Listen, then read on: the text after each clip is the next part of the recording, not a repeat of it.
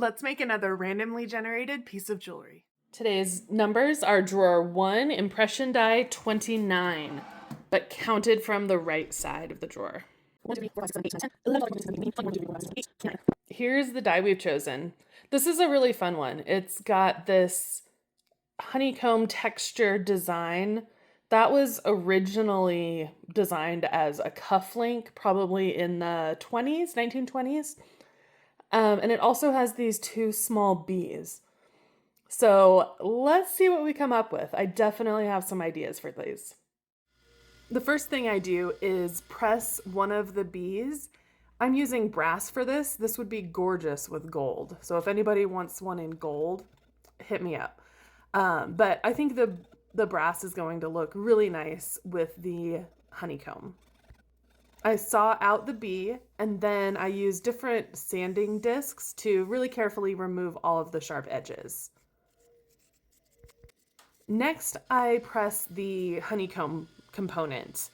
I'm using sheet, and that little tiny piece of red that you see, that is urethane, and that is forming the metal down into the die to pick up all of the detail.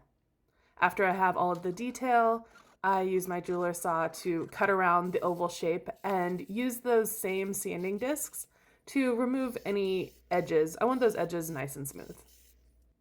I'm making a pendant, so I am soldering a ring onto the honeycomb component, and I'm soldering a sterling silver wire onto the back of that brass bee.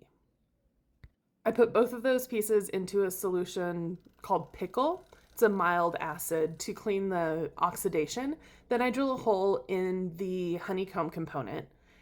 Insert the wire that I attached to the bee through the honeycomb piece, trim the end, and then I take it over to my soldering area, and using a really sharp hot flame, I ball the end of the wire. And here's the finished pendant.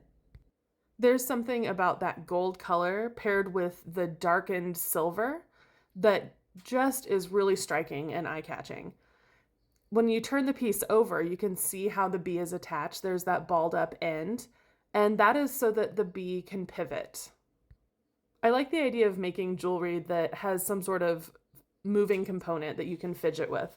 As a generally anxious person, I like to keep my hands busy, so why not make jewelry that allows you to have that satisfaction? I hope you enjoy this piece just as much as I do. If you want to play along, I need you to leave me 2 numbers in the comments. Number 1 through 8 to determine what drawer I'll choose, and number 1 through 85 to determine what die from that drawer I'll pick. Thank you, and I'll see you in the next video.